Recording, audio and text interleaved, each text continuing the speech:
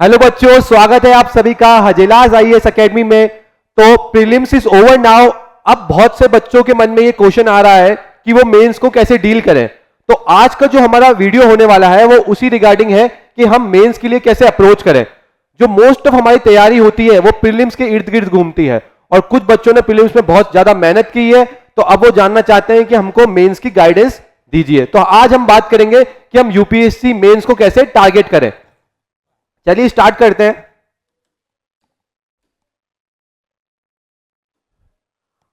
हमारे पास दो तरह के स्टूडेंट्स की क्वायरीज आ रही हैं।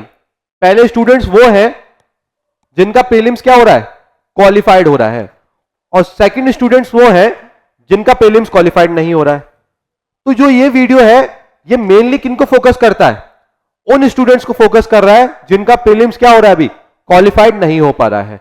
तो जानते हैं कि अगर आपका प्रीलिम्स क्वालिफाइड नहीं हो पा रहा है तो आपको अभी क्या क्या करना चाहिए।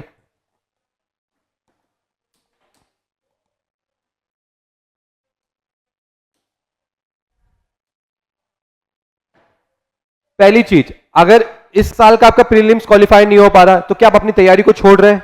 नहीं, आप अपनी तैयारी को कंटिन्यू रख रहे हैं। तो नेक्स्ट टाइम वेदर हमारा प्रीलिम्स क्लियर होता है नहीं होता है, बट हमको मेंस के लिए क्या होना है, रेडी होना है। तो मेंस के लिए बेस्ट टाइम कौन सा होता है बेटो? वो होता है जून से दिसंबर तक का। जो जून से लेके दिसंबर तक का टाइम पीरियड है हमारा, वो मेंस के लिए सबसे क्या होता है, प्राइम टाइम होता है, सबसे बेस्ट टाइम होता है। ठीक है, तो जून से दिसंबर वाला टाइम बेस्ट टाइम है फॉर यूपीएससी मेंस। ये टाइम आपको अपनी मेंस की प्रिपरेशन में लगाना चाहिए। जैसे आपको आपका ऑप्शनल रेडी करके रखना है, आपको अपना एथिक्स रेडी करके रखना है, साथ ही साथ ऐसे रेडी करना है। ये बेस्ट टाइम है कि आप क्या करिए, डेली के 2 आंसर राइट कीजिए, डेली के 2 आंसर लिखिए आप। ठीक है, जिससे क्या होगा, आपकी जो लिखने का डर है वो आपसे निकल जाएगा। जैसे ही दिसंबर खत्म हो जाता है आप अपने गियर्स को चेंज कीजिए और गियर्स को स्विच कीजिए कहां पे, प्रीलिम्स की प्रिपरेशन पे।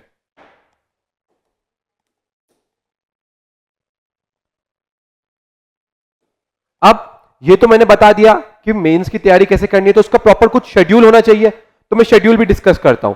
मंडे टू फ्राइडे आपको क्या करना है, ऐसे और जीएस दोनों को लेना है। जीएस के अंदर जीएस 1, 2, 3 एंड 4, ये चारों जीएस को कवर करना है मंडे टू फ्राइडे। साथ ही साथ ऐसे उसको भी कवर करना है, ऐसे को बिल्कुल भी इग्नोर नहीं करना है।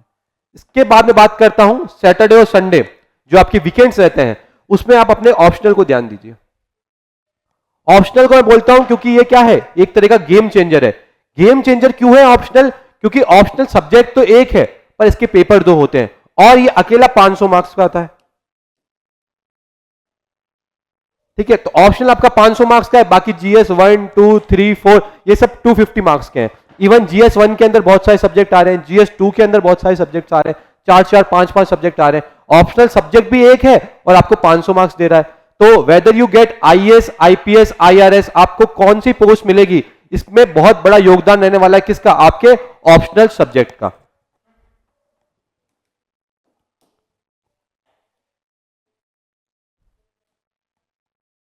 अब कुछ वार्निंग्स है, कुछ चेतावनियां हैं जो आपको ध्यान रखनी है। क्यों? क्योंकि आपके पास बहुत सारा टाइम तो है नहीं कि आप एक फाउंडेशन का कोर्स करें, 2.5 साल 3 साल हमारे साथ जुड़े। ठीक है, तो कुछ वार्निंग्स है जो आपको अपने दिमाग में बिठा लेनी है। पहली वार्निंग क्या है कि आपको अपने सोर्सेज को क्या करना है, लिमिटेड करना है। क्या करना है, लिमिटेड करना है। किसको? आपको अपने सोर्सेज को। तो लिमिटेड रिसोर्सेज में क्या क्या आ जाती हैं? सबसे पहली चीज एनसीईआरटीज, एनसीईआरटीज को रट लेना है। ठीक है, सेकंड चीज क्या आती है, एक सब्जेक्ट की एक रेफरेंस बुक्स। जैसे अगर आप मॉडर्न हिस्ट्री पढ़ रहे हैं तो स्पेक्ट्रम, पॉलिटी पढ़ रहे हैं तो लक्ष्मीकांत। अगर फाउंडेशन का बच्चा होता है तो वो 3-3 बुक्स पढ़ता है, मॉडर्न हिस्ट्री के लिए स्पेक्ट्रम भी पढ़ता है, ठीक है, साथ ही साथ बिपिन चंद्र भी पढ़ता है, ओल्ड एनसीईआरटी पढ़ता है, तमिलनाडु की न्यू एनसीईआरटी पढ़ता है। क्यों? क्योंकि वो एक कॉलेज गोइंग बच्चा है, उसके पास काफी टाइम है, वो हमारा एक कोचिंग सेंटर या खुद से 2.5-3 साल से कंटिन्यू प्रिपेयर कर रहा है, तो वो अलग अलग बुक्स पढ़ सकता है। बट मैं आपको कहूंगा कि जो आप अपने सोर्सेज है वो क्या कीजिए, लिमिटेड कीजिए। क्यों? क्योंकि आपको अगले साल फिर प्रीलिम्स देना है और इस बार आपको प्रीलिम्स के साथ क्या, अपना मेंस भी क्वालिफाई करना है। कहीं ऐसा ना हो कि हमारा प्रीलिम्स तो क्वालिफाई हो जाए और हमारा मेंस लटक जाए।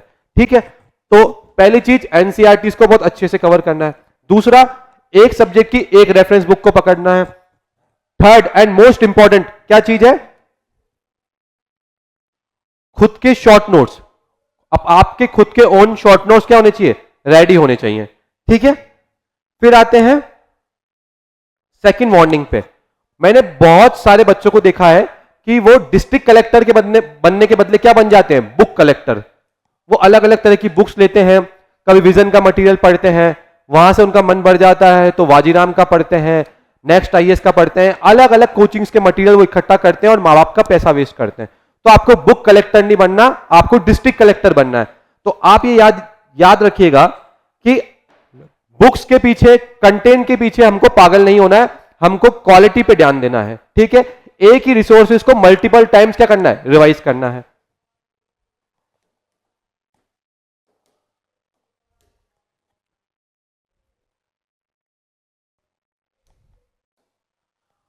आजकल ये ऑनलाइन का जमाना है, यूट्यूब का एक्सेस आपके पास है, इंस्टाग्राम का एक्सेस आपके पास है, तो आपको तरह तरह की एडवाइस मिलेगी जो आपको क्या कर देगी, डरा देंगी। आप सोचेंगे कभी मैं इस कोचिंग सेंटर्स को पढ़ता हूं, कभी मैं इनके टीचर से पढ़ता हूं, और बहुत सारे नए नए यूट्यूबर्स आएंगे और आपका दिमाग खराब करेंगे बहुत सारी एडवाइसेस के साथ। तो मैं बोलता हूं कि जो too much advice is injurious to health.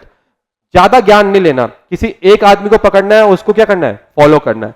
तो मैं हमेशा ये मैथमेटिकली मानता हूं कि जो राइट मेंटोर होता है, मेरे भी मेंटोर्स रहे हैं, राइट मेंटोर क्या देते हैं आपको, राइट डायरेक्शन देते हैं।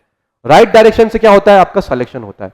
तो जिंदगी में राइट मेंटोर का रोल है ना, काफी ज्यादा होता है, ठीक है। तो ये सबसे इंपॉर्टेंट पॉइंट है कि आपका मेंटोर क्या होना चाहिए, सही आदमी होना चाहिए, जिसको खुद को यूपीएससी का एक्सपीरियंस होना चाहिए, यूपीएससी में उसने प्री क्वालिफाइड किए होने चाहिए, मेंस दिया होना चाहिए, इंटरव्यू दिया होना चाहिए, तभी वो आपको क्या कर सकता है, गाइड कर सकता है।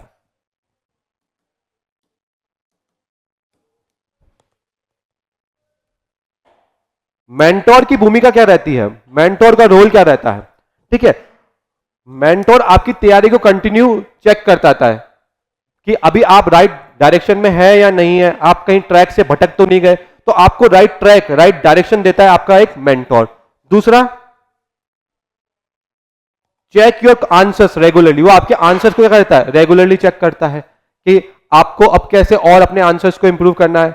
ये एक मेंटर का काम होता है। तीसरा क्या होता है कि वो आपको ऑनेस्ट बिल्कुल ईमानदारी से फीडबैक देता है। ऐसा नहीं कि आपको वो चने के झाड़ पे चढ़ा देता है कि तुमसे बेस्ट तो कोई नहीं है, तुम तो बने ही आईएएस मटेरियल हो, ऐसी सब बातें ना करता हो। या फिर आपको बहुत ज्यादा डिमोटिवेट नहीं करता हो कि तुमसे तो हो ही नहीं पाएगा, तुम तो बीए से हो या तुम बीटेक से हो, तुमको कुछ नहीं आता है। तो ये सब बातें करने वाला भी नहीं होना चाहिए, और ऐसा भी नहीं होना चाहिए कि आपको वो बता दे कि आपसे बेस्ट कोई नहीं है, ठीक है। फोर्थ क्या है कि वो आपको क्या बताए, राइट रिसोर्सेज बताए कि कौन से रिसोर्सेज बेस्ट हैं, जो किसके लिए बने हैं, आपके तैयारी के लिए बने हैं। आप अलग अलग किताबें ना पढ़ के वो बेस्ट किताबें पढ़िए जिससे आपको क्या हो, सिलेक्शन हो। वैसे तो कोई बुक खराब या कोई बुक अच्छी नहीं होती, उस बुक को हम कितनी बार रिवाइज कर रहे हैं वही उस बुक को बनाती है आपके लिए यूजफुल। क्यों? क्योंकि राइट रिसोर्सेज से क्या होता है, हमारी एनर्जी सेव होती है, साथ ही साथ क्या होता है, टाइम भी क्या होता है, वो सेव हो जाता है। तो यही एक भूमिका होती है एक मेंटोर की, और मैं प्रॉमिस करता हूं कि इस यूपीएससी की जर्नी में मैं आपका एक अच्छा दोस्त, एक मेंटोर और एक टीचर बन के आपके साथ रहूंगा, और आपकी तैयारी में आपको एक एक्स्ट्रा पुश देता रहूंगा। चलिए मिलते हैं अब हमारे नेक्स्ट वीडियो में।